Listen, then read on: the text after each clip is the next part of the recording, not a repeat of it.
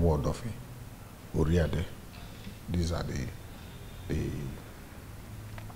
local governments that get the lion's share because they are very close. They are the ones that suffer what is going on. At least if you see the nature of our roads now, and go to anybody living in Apapa here, they will tell you what they suffer every day.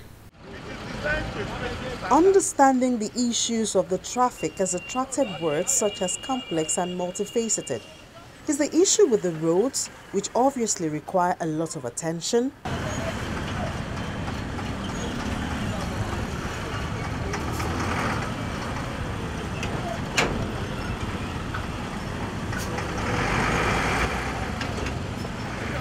Is it with the attitude of the drivers? Or is it with the number of residents, visitors and business owners in the area? About a year ago, a 4.3 billion naira contract was awarded, funded by 2 private companies and the Nigeria Ports Authority. The construction is to cover the road and drainage in Apapa and Ijora axis. Apapa, Ijora and its environs are swamp territory. We've done that. We finished with the designs. We now have a bill of quantities, and the cost, I believe, is 4.34 billion to be funded and paid for by these 3 groups. If you want to reconstruct a road, must you block the road? In civilized nations, they will create alternative roads before you block the major ones. They've not made that effort. Look, in this country, I don't think our government takes us serious. They don't even see us as human beings because they believe they are doing us a favor by reconstructing the road. They've forgotten that it's our commonwealth. They've been elected to manage our commonwealth and should manage it properly. Sincerely, we are being shortchanged with the road they say they are doing. If it has affected negatively, it has have a negative effect, impact on the citizen. What is the essence of the road you said you are reconstructing?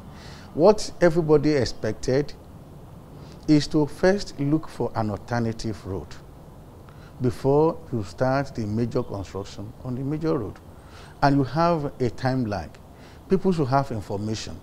In reasonable countries where they understand what they are doing, where the government is serious, people will be given information about the program, how to do about it. There will be stakeholders meeting, and people will know what is going to be the way out, so that the real business that generates money for the country will not be affected. What they needed to do at the beginning was to create, maybe it's even going to be 1 lane. In London, there's a congestion charge if you are going to central London. So they can decide all cars don't go. Put ferry on the water for people that want to go to offices. Create only 1 road for every trucks that are going to the port. But now, the government has created another avenue for some people to make money. Police, Air Force, Navy, everybody on the road. So you pay 20,000 naira if you want to take one way. You take the one way to get to the port. The police will collect money from you. Navy will collect money from you. Tax force will collect money from trailer drivers. And that was what has increased the cost of transportation. Members of the Special Task Force have been constituted to control traffic as a result of the spill from the port. The task force, which was constituted in November 2017, comprises of 400 officers equally contributed by the Nigeria Police Force, Lagos State Traffic Management Agency, LASMA, and the Nigeria Security and Civil Defense Corps, the NSCDC. Getting here now, I have spent almost, here is area B, I have spent almost 5,000. And for you to enter into the port, it takes almost 40 to 45,000. What is the money for? The money is just MPA, police, and other agencies. And I'm just let people know it's just organized crime. It takes 2 to tango. the public should help us. You don't rule out that in a system you will get 1 or 2 bad eggs who may want to engage in things like that. But I remember the day we the heads met, and even with the chairman, the directive was very, very explicit. Any member of any services that misbehaves should just withdraw the person from that task force. And when you mean misbehave, you understand what I mean, that compromises. You should just identify such a person and withdraw him from there. The chairman should just make recommendation to the service where he's coming, and the person will face in-house or the room trial as the case may be.